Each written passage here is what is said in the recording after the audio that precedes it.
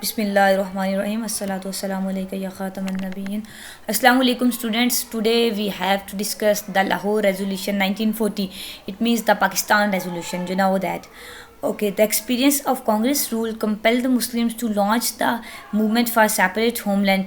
Congress rule से जो मुसलमानों ने एक्सपीरियंस किया था कांग्रेस की हुकूमत से, इस एक्सपीरियंस ने मुसलमानों को कंपेल कर दिया, फोर्स कर दिया इस बात पे कि वो मुसलमानों के लिए एक सेपरेट स्टेट, सेपरेट होमलैंड के लिए अपनी मूवमेंट एक लॉन्च करें, एक तहरीक शुरू करें अलहदा वतन के लिए.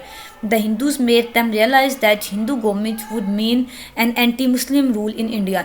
हिंदुओं ने ये बात मुसलमानों को बावर करवाई कि हिंदुओं की गवर्नमेंट का ये मतलब है कि मुसलमानों के खिलाफ गवर्नमेंट, मुसलमानों के खिलाफ rule, anti Muslims. The Muslims' disappointment from the Congress leadership decided to open a new phase of history. मुसलमानों की जो कांग्रेस लीडरशिप से मायूसियाँ थी, डिसअपॉइंटमेंट थी, नाउमीदी थी, इस बात ने इसने इस चीज़ का उससे फ़ैसला करवाया कि वो बड़े सगीर में मुसलमानों की हिस्ट्री का एक नया फेज़, एक new way of life start करें, जो था struggle for separate homeland. Okay, Quaid Azam article in time and tide concluded that Muslims are a nation. Quaid Azam ने आर्टिकल लिखा टाइम एंड टाइड. और बच्चों, आई थिंक कायदे अज़म ने ये लिखने पढ़ने या डायरीज लिखने ये वाले काम नहीं थे, वो एक लीडरशिप की क्वालिटीज़ पॉजेस करने वाले एक लीडर थे. नो डाउट कि ही वाज कम, अब कह सकते हैं कि बल्कि सिर्फ आप कह ही नहीं सकते, it is certain that he was really really a charismatic leader. तो अच्छा, वो इन चीज़ों से दूर रहते थे, मतलब डायरीज लिखना और ये ऐसे ना, मतलब कॉलम वगैरह भी नहीं, वो इतना इस कामों में नहीं इतना इंटरेस्टेड थे. तो उन्होंने कहा जी, आई थिंक ये वाहिद आर्टिकल है उनकी ज़िंदगी का जो उन्होंने लिखा टाइम एंड टाइड. ठीक है, ये सिर्फ एक उन्होंने अपनी पूरी लाइफ में जो उनकी राइटिंग है वो यही है. अच्छा, इसमें उन्होंने क्या लिखा कि conclude the Muslims are a nation. उन्होंने ये कंक्लूड किया अपने आर्टिकल में कि मुसलमान एक अलहदा कौम है. No constitution can be enforced by ignoring Muslim. मुसलमानों को इग्नोर करके, इनके राइट्स को इनको अपने राइट से डिप्राइव करके कोई भी कॉन्स्टिट्यूशन इन्फोर्स लागू नहीं किया जा सकता. His comments on March 13 1940 are remarkable. जो 1940 की रेजोल्यूशन ऑफ लाहौर या रेजोल्यूशन ऑफ पाकिस्तान थी, उसमें जो उन्होंने कमेंट्स किए, उनके जो खुतबात थे वो रिमार्केबल हैं. क्या कहा उन्होंने? बोला, if some satisfactory settlement can not be found for Muslim in united India. मुत्तहिद इंडिया में अगर मुसलमानों के लिए कोई सेटिस्फैक्ट्री सेटलमेंट नहीं हो सकती, मुसलमानों के लिए कोई मुतमईन तरीके से उनकी सेटलमेंट नहीं हो सकती, the Muslim will have to demand for division of the country. तो डेफिनेटली जब उनकी सेटलमेंट, उनके लिए सेटिस्फैक्ट्री सेटलमेंट नहीं होगी, तो वो डिवीजन ऑफ कंट्री की डिमांड करेंगे, यानी कि इंडिया को उसकी सेपरेशन की डिमांड करेंगे. The Lahore resolution. The Muslim league held it's annual session at Lahore on 22 to 24 मार्च 1940. मुस्लिम लीग का सालाना इजलास जो 22 से 24 मार्च लाहौर में हुआ 1940 में. The Lahore resolution was moved by Maulvi Fazlul Haq and seconded by Chaudhry Khaliquzzaman that finally approved on March 24 1940. ठीक है, इन्होंने इसको मूव किया मौलाना फजलुल हक ने, और फिर इसको सेकेंड किया, बाद में उनको सपोर्ट किया चौधरी खलीकुज़्ज़मान ने, और ये ख़त्म हुई, फाइनलाइज हुई मूवमेंट 24 मार्च 1940 को. Jinnah rightly expressed his valuable remarks about the political circumstances of India and the Muslim stand, he said. कायदे आज़म ने अपने जो अपने वैल्यूएबल रिमार्क्स थे, अपने कीमती जो रिमार्क्स थे, वो फरमाइश करारदाद में, इस रेजोल्यूशन में उन्होंने ये कहा कि Indian problem is not communal but international. India के जो मसाइल हैं वो कम्यूनिटी बेस्ड नहीं है, सिर्फ इसकी कम्यूनिटीज़ के मसाइल नहीं हैं, ये इंटरनेशनल है, बैनुल-अक़वामी सतह पर मसाइल है. क्यों भला? क्योंकि हिंदू मुस्लिम कम्यूनिटीज़ थी, वो कभी भी इकट्ठी नहीं रह सकती थी. आपको पता है, distinct culture, distinct language, distinct nation और डिस्टिंक्ट एवरीथिंग. तो अब वो उनकी कम्यूनिटी जब वो इकट्ठे नहीं रह सकते, तो बड़े सग़ीर जो वो एशिया का एक, आप कह सकते हैं कि उसको एक पार्टिकुलर पार्ट था, एक जो पार्टिकुलर एंटिटी थी बड़े सग़ीर एशिया की. अच्छा, अब बड़े सग़ीर में जब सुकून नहीं है, मुस्लिम हिंदू इकट्ठे नहीं रह सकते, सुकून से नहीं रह सकते, पीस नहीं है, तो अल्टीमेटली एशिया में भी पीस नहीं था. अब एशिया तो ज़ाहिर है एक पूरा सबका एक कॉन्टिनेंट है वर्ल्ड का, तो अब एशिया अगर पूरा कॉन्टिनेंट ही बरे आज़म एशिया में सुकून नहीं है, तो फिर इंटरनेशनल लेवल पे पीस कैसे इस्टेब्लिश हो सकता है? इसलिए कायदे आज़म ने ये बहुत बड़ी बात की कि उनकी सियासी बसीरत, उनकी पॉलिटिकल जो लीडरशिप है, उनकी जो करिस्मेटिक लीडरशिप है, उसको ज़ाहिर करते हैं ये उनकी स्टेटमेंट, कि उन्होंने कहा कि ये सिर्फ कम्यूनल प्रॉब्लम नहीं है, ये इंटरनेशनल प्रॉब्लम है. No constitution can work without recognising this reality. इस हकीकत को तस्लीम किए बगैर कोई भी कॉन्स्टिट्यूशन, कोई भी आइन काम नहीं कर सकता बड़े सग़ीर में. Muslims of India will not accept a constitution that establishes a government of the Hindu majority on them.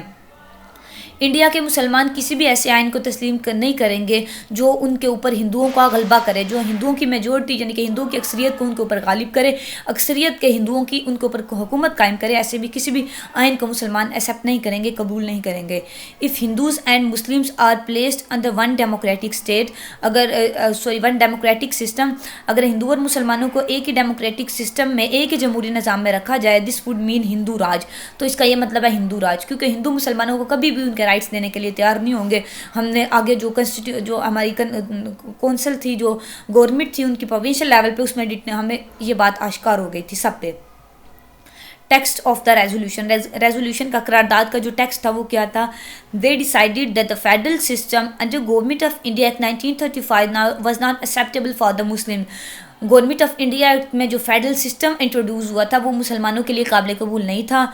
No revised constitutional plan would be acceptable unless it was formed with their approval and consent. Constitution में कोई भी plan, कोई भी revision, कोई भी amendment, कोई भी changes काबिल कबूल नहीं है जब तक वो फ्रेम ना की जाए मुसलमानों की अप्रूवल से, उनकी कॉन्सेंट से, उनकी मर्जी से और उनकी कबूलियत से। जब तक वो प्लान, वो चेंजिंग, वो रिवीजन कॉन्स्टिट्यूशन में ना की जाए तब तक वो काबिल कबूल नहीं है। Adjacent units where Muslims are in a majority, और ऐसे इलाके, ऐसे यूनिट्स जहाँ मुसलमान मेजोरिटी में, अक्सरियत में थे, as in north west and east, north west में और ईस्ट में, should be constituted as independent states where the constituent units will be autonomous and sovereign. वही बात की, इन इलाकों में जहाँ मुसलमानों की अक्सरियत थी उसको एक इंडिपेंडेंट स्टेट, खुद मुख्तार रियासतों में, स्टेट्स थी उस वक़्त, खुद मुख्तार रियासतें बना दिया जाए इसको, जहाँ मुसलमान के कॉन्स्टिट्यूंट यूनिट्स एक ऑटोनोमस यानी कि खुद मुख्तार हुकूमत अपनी हो और वो सावरन हो, अपने काम में खुद ही वो इक़्तिदार रखते हों, खुद मुख्तार हों अपने उन यूनिट्स में, मतलब जिनको ऑटोनोमस कर दिया जाए जहाँ मुसलमानों की मेजोरिटी अक्सरियत है। Protection of minorities would be given priority, और अक़लियतों के हकूक़ के तहफ़्फ़ुज़ को प्रायोरिटी दी जाएगी, तरजीह दी जाएगी। सिग्निफिकेंस रेजोल्यूशन, लाहौर रेजोल्यूशन है या पाकिस्तान रेजोल्यूशन है, इसकी अहमियत क्या थी कि this resolution did not specify any democratic of the territory but it defined the future plan of struggle for the establishment of the Muslim states. Later, the word states was replaced by state in 1946. करारदाद Lahore जो थी वो एक democratic of the territory, वो territory को या जो जोग्राफियाई सरहदें हैं बड़े सग़ीर की, उनकी हिफाजत करने के लिए, उनकी जमहूरियत के लिए नहीं थी, बल्कि ये किस लिए थी? ये मुसलमानों का फ्यूचर जो है उसके लिए कोशिश थी कि मुसलमानों के लिए अलहदा स्टेट्स इस्टेब्लिश करने के लिए ये नाफिज हुई थी। अलहदा स्टेट, अच्छा पहले वर्ड स्टेट था यानी कि मुसलमानों की रियासतें कायम कर दी जाएँ, क्योंकि दूर दूर थे ना, दो सूबे इधर एक जगह पर इकट्ठे हैं जहाँ मुसलमान अक्सरियत में, फिर ढेर सारा इलाका है बीच में हिंदुओं का, फिर दूर जाके 2-3 सूबे इकट्ठे हैं, इस तरह दूर दूर करके। तो ये था उस वक्त कंसेप्ट के इधर मुसलमानों के जो अक्सरियत लाते हैं यहाँ एक स्टेट बना दी जाए, इनकी अपनी ऑटोनोमस इंडिपेंडेंट स्टेट, इधर भी एक स्टेट, इधर भी एक स्टेट, अलग-अलग रियासतें बना दी जाएँ, ठीक है। तो ये वर्ड स्टेट्स था।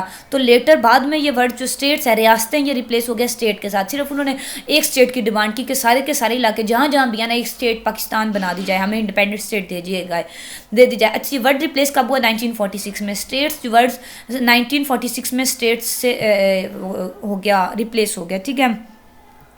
नेक्स्ट है in the northern and western areas में where the Muslims were in overwhelming majority, जहाँ मुसलमान ओवरवेलमिंग मेजोरिटी में थे।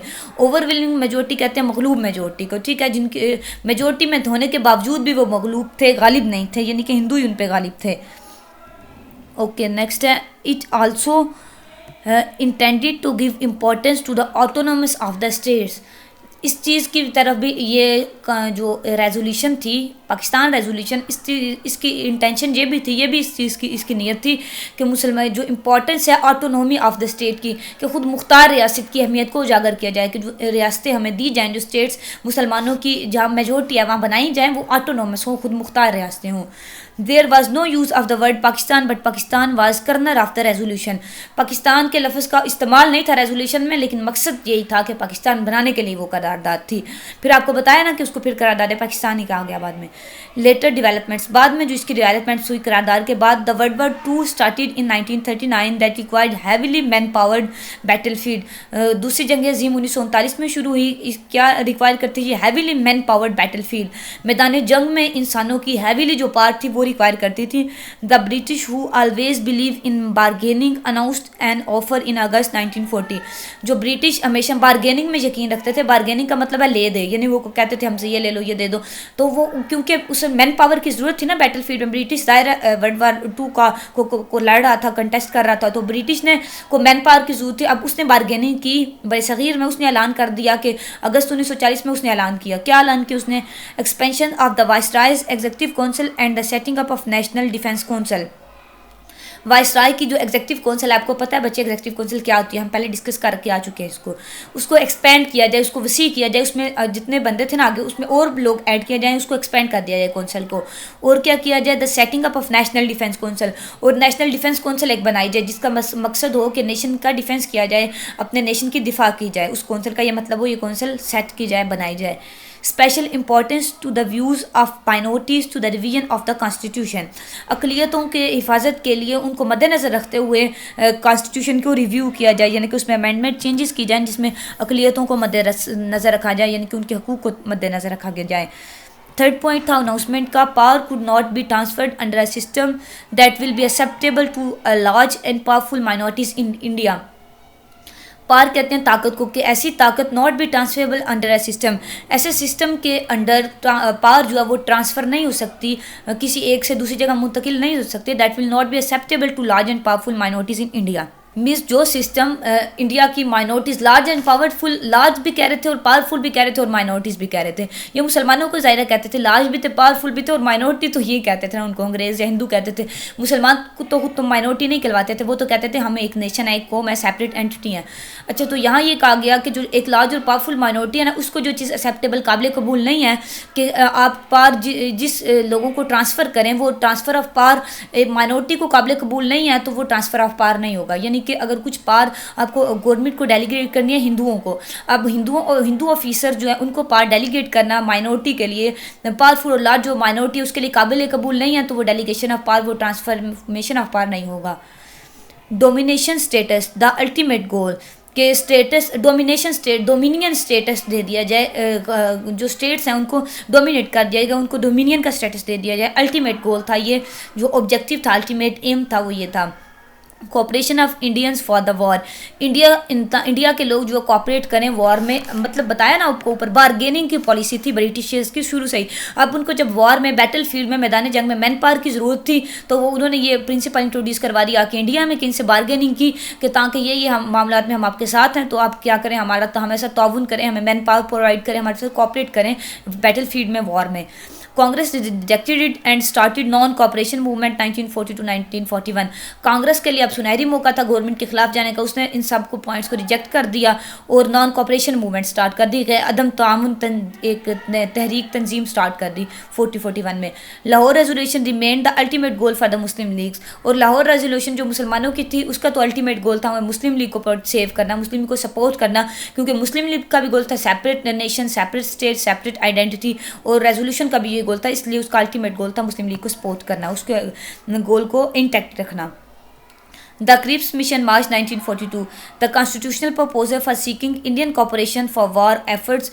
अब इंडियन ने वॉर की कॉपरेशन के लिए, जंग में ताउन के करने के लिए उसने कॉन्स्टिट्यूशन प्रपोजल दिए कि अब ये वाले पॉइंट्स जो उन्होंने नहीं माने इंडियंस ने, अब उन्होंने कहा ब्रिटिशर्स ने कि हम कॉन्स्टिट्यूशन में और प्रपोजल देते हैं और चेंजिंग लाते हैं आपके हक में, ताकि आप हमारे साथ वॉर में कॉपरेट करें।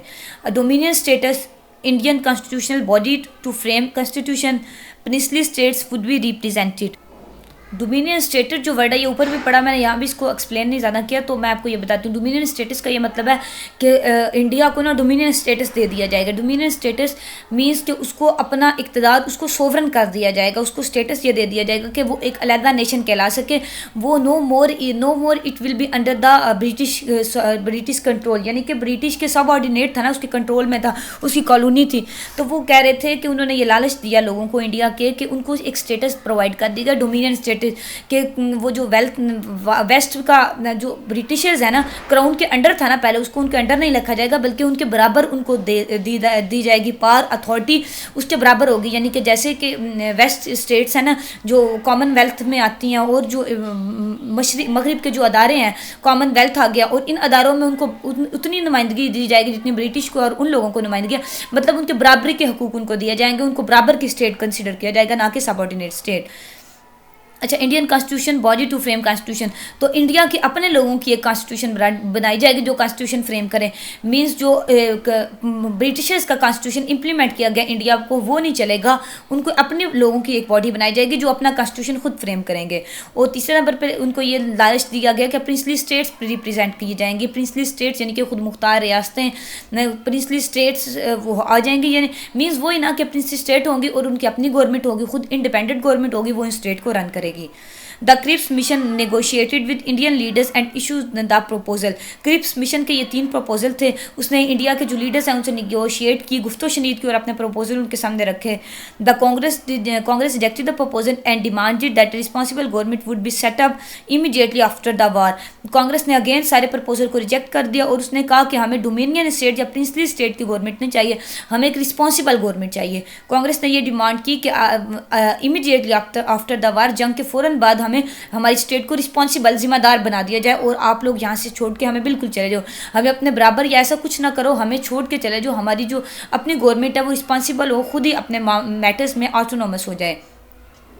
The defence affairs should be under the Indian control, तो डिफेंस अफेयर्स हैं यानी कि दफ़ा का निज़ाम है, दफ़ा के मामला हैं, वो भी इंडियन कंट्रोल में होने चाहिए। The Muslim league also rejected the proposal, Muslim league ने भी प्रपोजल को रिजेक्ट कर दिया क्योंकि ये 2 बड़ी पॉलिटिकल पार्टीज थी इंडिया की, इसके साथ ही क्रिप्स मिशन ने बात की, तो दोनों ने रिजेक्ट कर दिए proposals. And repeated it's stand that the Muslim could not live in Indian union, और उन्होंने मुसलमानों ने अपना वही मौक़िफ़ पेश किया जो पीछे से वो लेके आ रहे थे कि मुसलमान इकट्ठे नहीं रह सकते इंडिया में, मुसलमानों का यहाँ गुजारा नहीं है, उनको एक अलग स्टेट दी जाए, इंडियन यूनियन में वो मुत्तहिद इंडिया में इकट्ठे रह नहीं सकते।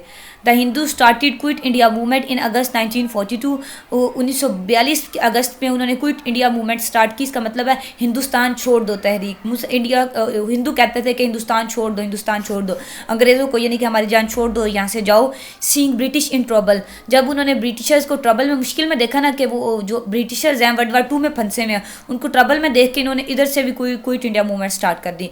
The Muslim League stayed aloof and responded by saying that divided and quit India, तो मुस्लिम लीग ने इसके खिलाफ इसका जो रद्द अमल दिया, इसका रिएक्शन दिया क्विट इंडिया मूवमेंट का।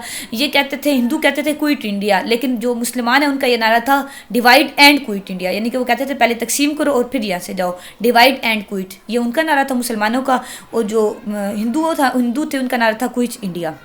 इसको बोल भी हमने करे, ये आपने याद रखना है नारा। अच्छा, मुसलमान यानी कि उनके जो स्टेट अलोफ का मतलब होता है उनकी जो एंटिटी थी वो अकेलोते रहे थे अपने काम में, वो अकेले, पहले भी वो उनका एक अकेला, मतलब मुसलमान अकेले थे अपने इस अपने मैनिफेस्टो में, इस मंशूर में, इस आइडियोलॉजी में कि उनको सेपरेट नेशन चाहिए, सेपरेट स्टेट चाहिए।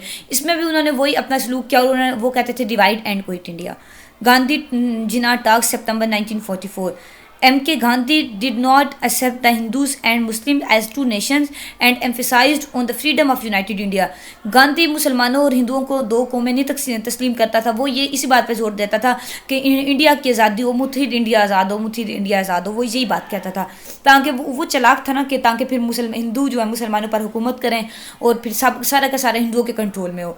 जिना told him that the Muslim could never budge even a single inch from their ideological and constitution demand, तो ये जिना का बहुत एक वाज़ेह मौक़िफ़ था। जिना ने यह फरमाया कि मुसलमान कभी भी अपने मौक़िफ़ से ज़रा सा भी पीछे नहीं हट सकते, उनकी जो आइडियोलॉजिकल और कॉन्स्टिट्यूशनल डिमांड है, मीन्स उनकी नज़रियाती और जो कॉन्स्टिट्यूशनल उनकी सरहदें हैं, आइनी और नज़रियाती उनकी जो डिमांड्स हैं, उससे ज़रा सा भी वो पीछे नहीं हट सकते, 1 इंच भी अपने इस मौक़िफ़ से पीछे नहीं हट सकते। ठीक है, ये जिना का एक आप कह लें गोल्डन व्यू पॉइंट था। तो Jinnah was the man only who stood there, क्योंकि कोई भी बंदा होता, वो जितना उन्होंने जोर दिया, प्रेशराइज़ किया हिंदुओं ने, ब्रिटिशर्स ने, तो वो अपने मौक़िफ़ से पीछे हट सकता है। ये जिना का ही काम था, वो उन्हीं का हौसला था कि वो 1 इंच भी उन्होंने कहा हम अपने मौक़िफ़ से पीछे किसी तरह भी हट नहीं सकते और हमें separate state, separate nation, separate homeland चाहिए। और इनकी जिना के खुलूस का, उनकी जो उन पे करम था अल्लाह का, इसी की बदौलत हमें पाकिस्तान 48 में मिला। ठीक है, 48 में नहीं, सॉरी 47 में मिला। That's for this lecture. बच्चों अपना ख्याल रखिएगा बहुत सारा। अल्लाह हाफिज़।